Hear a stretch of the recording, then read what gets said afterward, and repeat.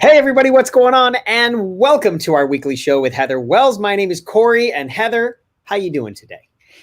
Doing great. Got some hiking and kayaking in between work the past week, so it was really good to get it out into nature even more than I usually do. I love it. Yeah, it's nice to get some fresh air, get out there. And while you were hiking, did you do any reading? Did you bring any good books with you? I worked on my book projects. There you go. There you go. I did do lots of reading, not books, but a lot of hidden churn stuff happened on that trip. Yeah. Nice, nice. And if you're not familiar, folks, with The Hidden Churn, that is Heather's book that she is finalizing and getting ready to come out very, very soon.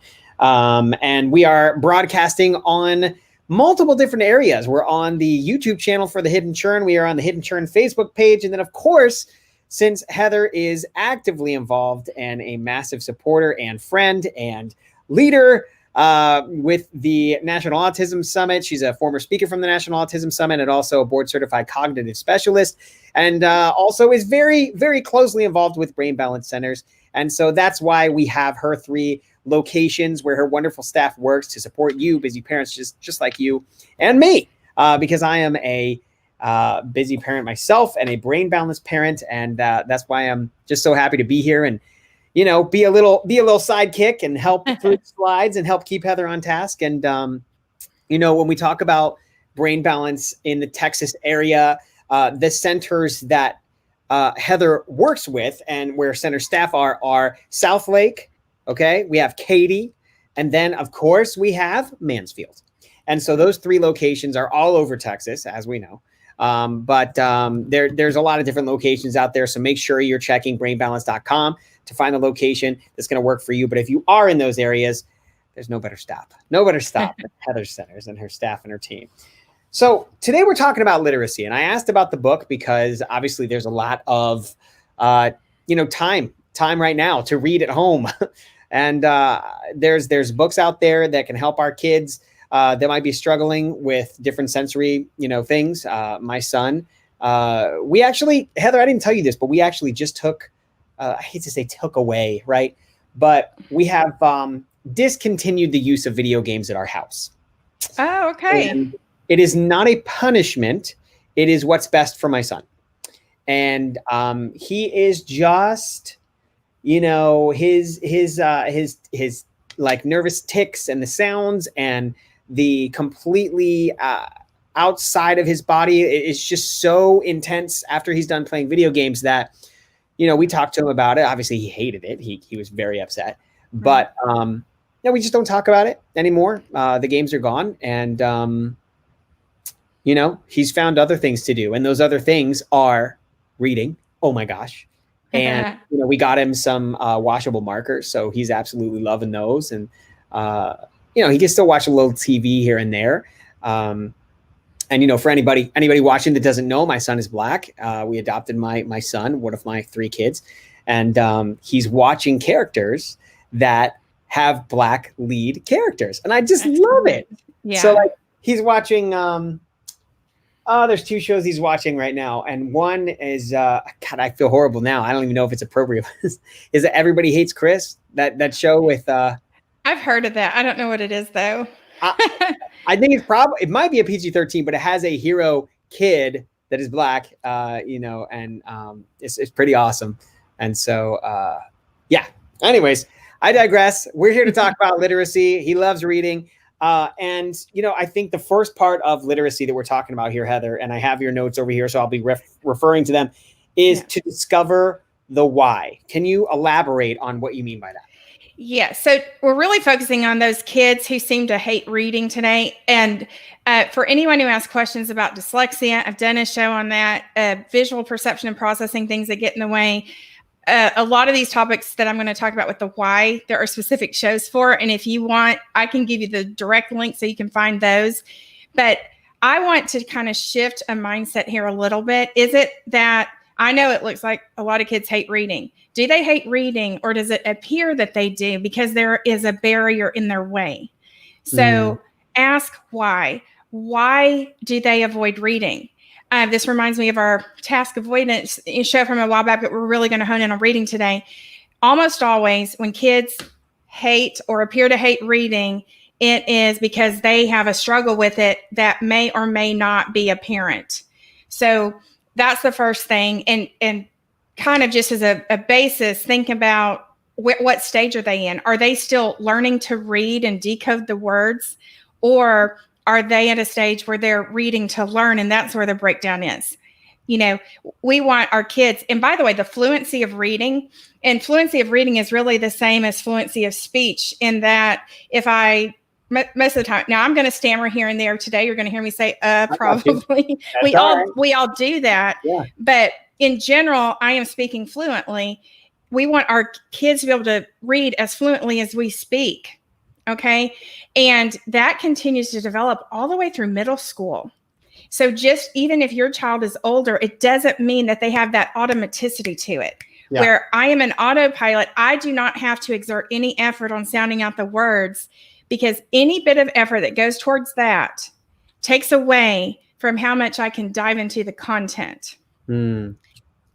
Another thing to think about is, are they at this stage where they're mostly reading narratives, stories with characters, fiction, or have they moved into expository text, those textbooks that are fact-filled and a little drier to think about?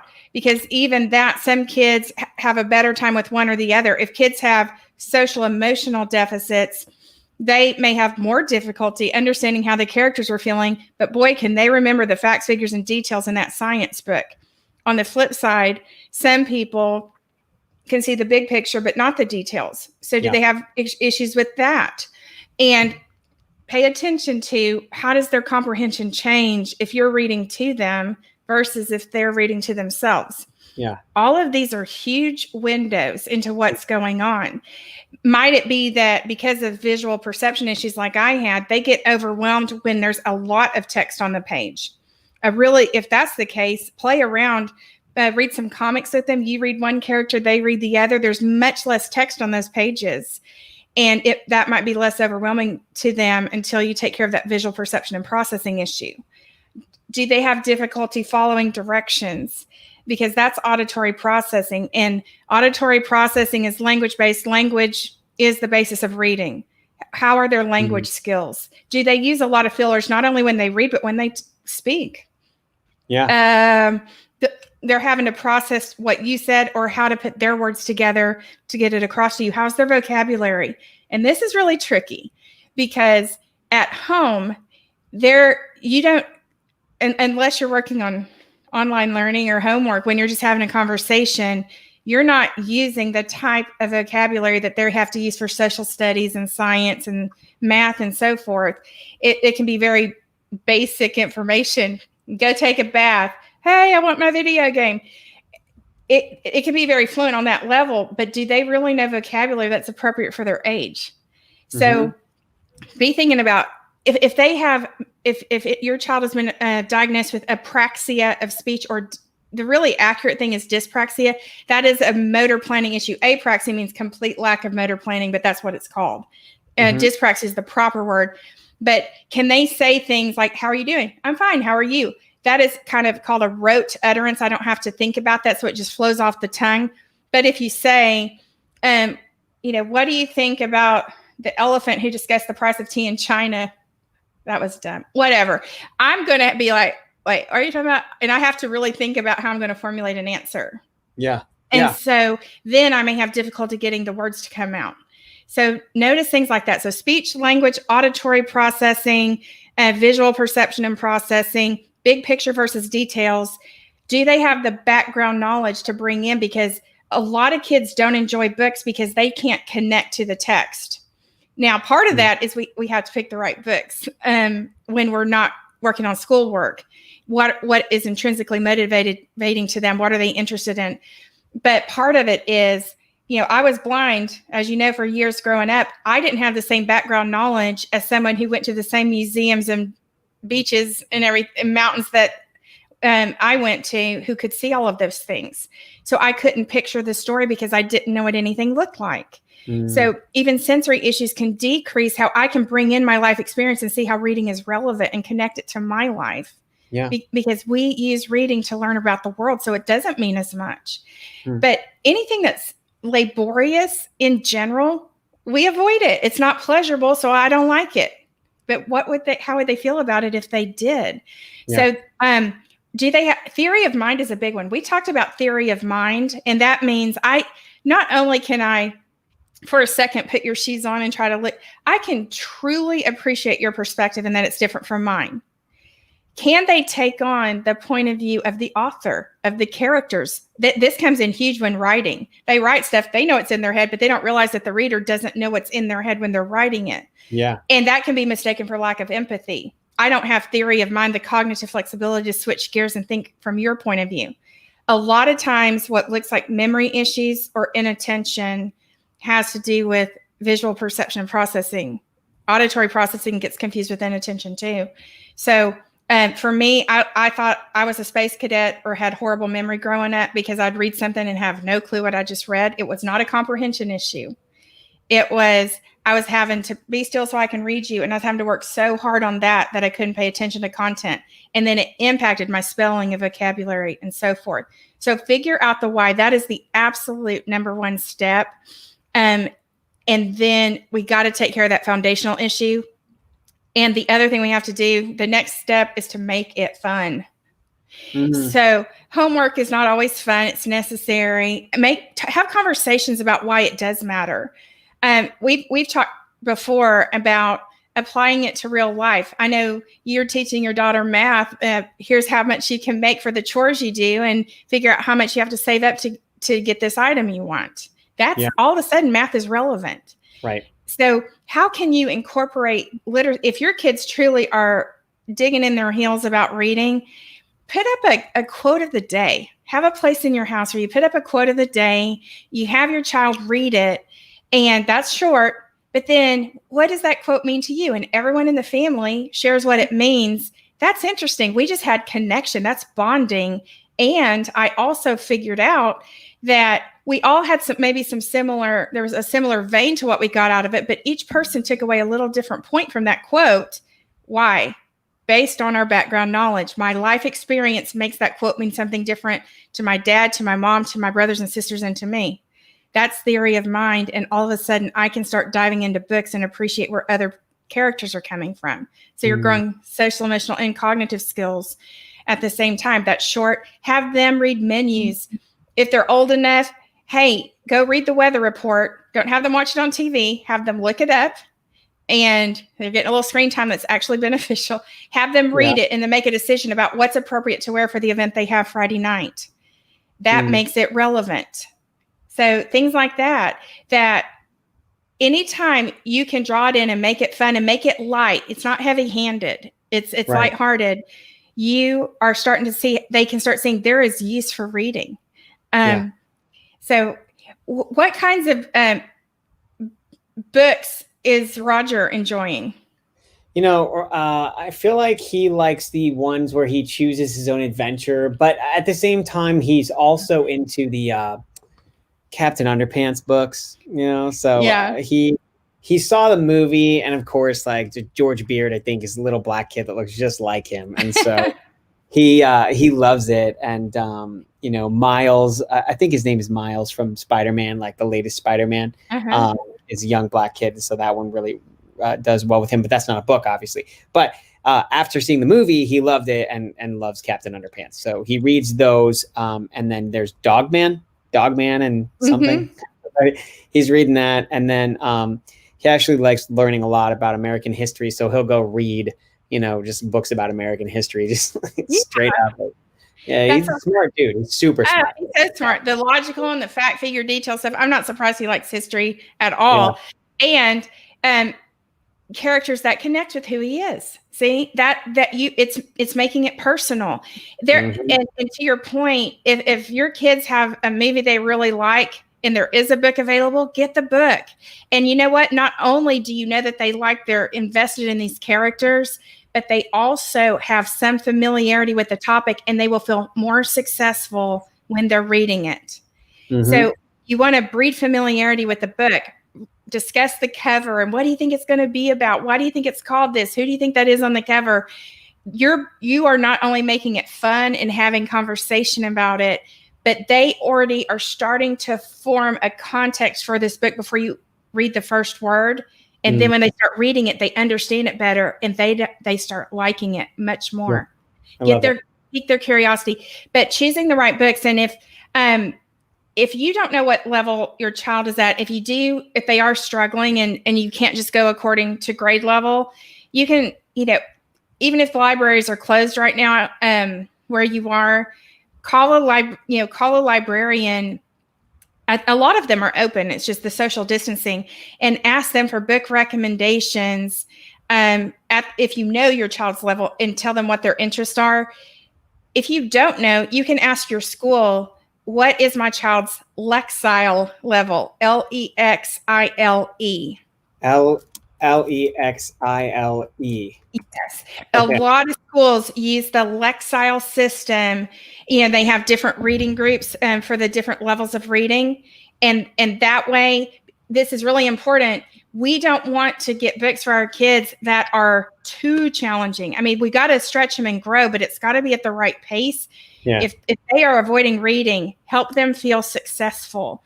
And, I always talk about not rescuing your kids when they can figure it out for themselves. There are times in reading when they're not there yet. So if they are stumbling through sounding out every word on a page and it doesn't mean anything, they're not likely to enjoy it. So step in, my turn, and start reading with them. And then you're ready to read another line, and you just take the pressure off them, and they feel a part of it. That's really powerful.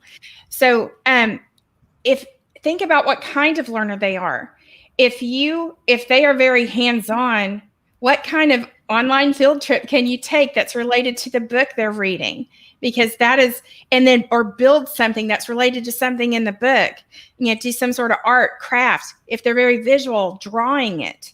You could even, after you read a book, let's draw a picture about what happened if they're not able to tell you what happened in the story. Just visualize it.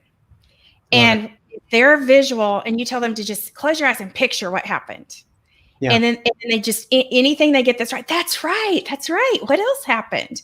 And y'all can even draw a picture as you're doing it. And they love art, and fine motor is self-regulating. And so then it becomes fun, and they know they make up a silly song about it. Make up a TikTok, Corey. I just did that. Did you just see it the other day? I haven't seen your recent ones, but every single one of them is so awesome. Can I distract you for a second? Okay. Bring it. Yeah. This tool right here is something that cleans your walls. Okay. I kid you not. And my son was drawing on the walls.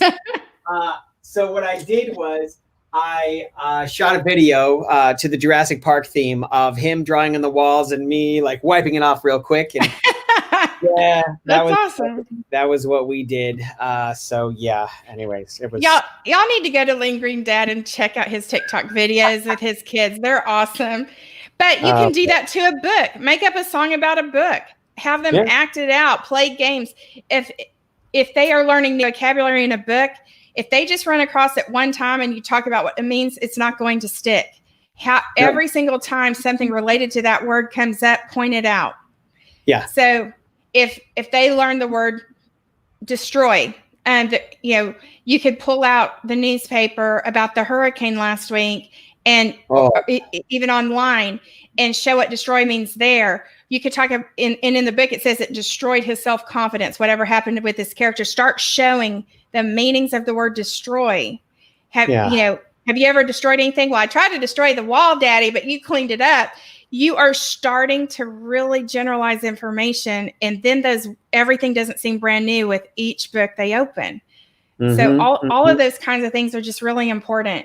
I'm trying to think what else I want to talk. There's so much, but light hand make. We're like, what do you say? I know. Make it relaxing fun. And then you were talking about incorporating it into your daily life. I feel like we touched on that a little bit. So, do you have your list? Are you looking at the same list as I am? I never have it in front of me when we're talking. All right. Okay. So let's see. The right books, engaging, not too difficult. We talked about Lexile level. Read books to them that are above their reading level. Did we touch on that? Oh, thank you. Okay. So That's really important. So when they're reading a book or reading it with you, do not make it too challenging. We've got success begets success. So we have to keep it at their level while stretching them some, or else they won't grow. But make it fun, silly, goofy faces, sound effects. But when you read to them, you can read books up to 2 grades above the level they're able to read themselves, because that way you are exposing them to language and vocabulary where that part can keep growing, even though their reading level is not there yet. Because reading is a language-based skill. Kids very frequently can comprehend or enjoy or appreciate something about a book a year or 2 above the level they can read, especially if they're behind.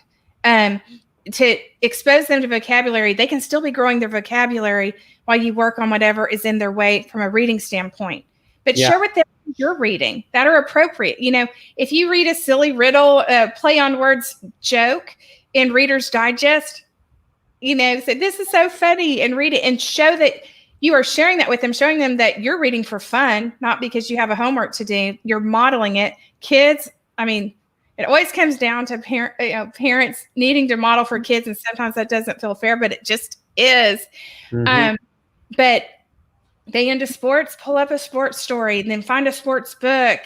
Just make it relevant to what they're doing, but show them that you read also, and enjoy it, and that it's not all doesn't have to be serious all the time, but you're still growing the skills. The more they feel like they're playing, and having fun and bonding while they're reading, the less of a chore it's going to feel like. They're going to grow their skills, and they will start enjoying it.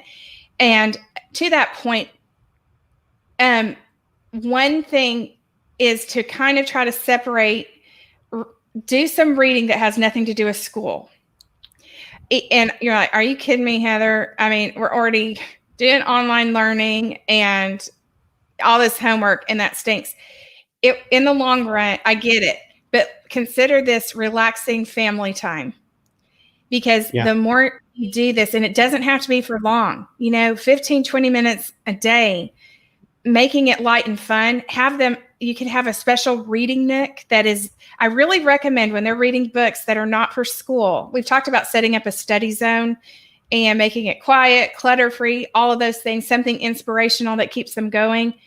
But if you can have a special reading nook away from where they do homework, you're really disassociating it from the negative connotation they might have of reading if they're struggling. You grow their skills, and they're doing it for fun. This is actually something we do for fun, and this is something we do with family time. It completely flips the script sometimes. Interesting. A lot of these other things on the list we did touch on, which is make the material intensely interesting to them, which we kind of talked about. Roger was interested in. Okay, calm, perseverance, praising process. You touched on that when you were talking back to them, and like they were talking about the things in the book and like praising them. But let's talk about emotions and lifelong readers. The emotional state that kids are in regarding reading is the number one predictor of whether they are going to be lifelong readers or whether they're going to dislike it. So as always, going back to the light touch on this, calm. There is a reason that they're resisting it so much. And I know it's frustrating. Be calm. Set goals with them, ask them what it is they don't like about it. And a lot of times they'll be very vague. They might say, I don't know. And remember from a while back, we don't accept that answer. You can say, I think it might be because. You can even give them a starter phrase and then have them fill that in. Okay, why do you think that is? And then you do that about 5 times, you get to the real core of it. Sometimes they will have no idea. I did not know to tell my parents. Are everybody else's letters jumping around on the page and double and there's only like an inch of text on the page, and other people seem to think there's a whole page. I didn't know any different. So just because they don't say it doesn't mean they're not struggling, but some kids will be able to put some sort of words to it. They might say, I have a stomach ache or a headache when I read. Vestibular system, visual perception and processing. It just doesn't make any sense, or it's boring. Okay, we need to liven it up. We need to show them why it matters. You might be able to get some good information there. but then set goals. Have your kids help you set goals for their reading. And I'm not talking about the IEP goals. I am talking about pick one thing at a time that they want to work on. Now, you can steer it, or you can give two choices of, do you want to work on understanding the main idea better, or do you want to work on sounding out making sounding out words easier? Like if you have a couple of things that are very clear to you, give them a couple of choices. Say, which one do you want to work on first? Choices, autonomy, competence, intrinsic motivation. And then help them write a goal, set an end date for it. It can be malleable, but but make it very specific and measurable. Give it a specific end date. It's a SMART goal. And then as they go along, ask them how they feel like it's coming along. You are teaching them self-awareness, and self-awareness is one of the things that gets in the way of reading. I can't, because that's involved in self-regulation. I can't inhibit my daydreams but it starts making them take ownership. I have some say over what's going on. What do you think would help it be better? Again, we don't want to fill in any blanks. We don't have to, but set reading goals with them. And why do you want to be a better reader? Nice. And there is a why. I don't care. Even if they might say that initially. I bet there's some reason you care. And, it could be initially. The reasons will get deeper as time goes on. Even if their reason for wanting to become a better reader is because it takes too long and they want more time to play, there's your reason. And that's motivation. Yeah. Okay. You got to get to it. You got to sift through all of the stuff. That's right. And the more it goes on, you want to go to a history museum, and how would reading help you when you go there? I mean, whatever it is, you can cue them to start helping them see how much reading matters, and get them riddle books, get them baseball books, get them stamp collecting, but whatever it is. And by the way, I just said stamp collecting book, but people put stamps in books. There is another way to disassociate this cover thing that has paper in it from just all these miserable things. Any way to start making associations with something positive is going to go a long way. Talk to me about this resource that you mentioned, the Raising a Rockstar Reader by McDonald and Mascott. And while you do that, I'll put it in the comments. Thank you. Yeah. This book is written by mamas who have had kids who seemed to hate reading until they figured out the causes. It is 75 quick, easy to implement tips to cultivate a love of learning. We only had a few minutes to talk today, and I think that is one of the best resources out there. And they're even divided. I mean, if speech language is a thing, boom, here's how to create a reading nook. Here's how to get your nighttime routine solid so that you have that reading time and it's carved in. So it's kind of organized. Like it'll really help you kind of troubleshoot, kind of think through what are our roadblocks here and what can we do to make it better. It's a really good book. I love it. Well, everybody, again, if you are looking for brain balance centers in the Texas area, you got to check out South Lake Mansfield. And of course, Katie, don't forget Katie. So if there's any other questions, just reach out to any of those locations. You can head over to brainbalancecenters.com and find the area close to you. And Heather, do you want to give your email like you always do as a resource for parents? Sure. Yeah. Okay. Folks, I'm not putting her on the spot. She does this every episode. So go ahead and I'll type it while you say it. Yeah, it's hwells@brainbalance.com. And then you can also, of course, follow the Brain Balance pages and also my Hidden Churn page here on Facebook or on Instagram. Follow the hidden churn. Okay, you talked faster than I could type. But there it is. I'm going to put it up on the screen for everybody. There you go. Oh, no, it's not. I misspelled H. Wells. I put. Oh. Get that off there. That's not right. Well, folks, it's H. Wells. This is a live show, and that's how it is. But I'll fix it, and I'll put it in the comments for everybody. And we can't thank you enough for watching. So live show, we appreciate you being here. Heather, you want to close this out and say anything while I fix your messed up comment? Next week will be part 2 of this. Another thing that kids really avoid a lot of times are written assignments. And that one, I'll probably going to dig pretty deep. There's a whole lot of things to think about on that and how to make it super fun. I love it. All right. So join us next week. And in the meantime, I'm reposting. That is H. Wells at brainbalancecenters.com. What a difference a W makes. It does a big one. And make sure to check out the Hidden Churn, people. It's right there. And we will catch you next time on Tuesday at 4:30 Eastern, 3:30 Central. Thank you guys so much for watching. We'll see you next time.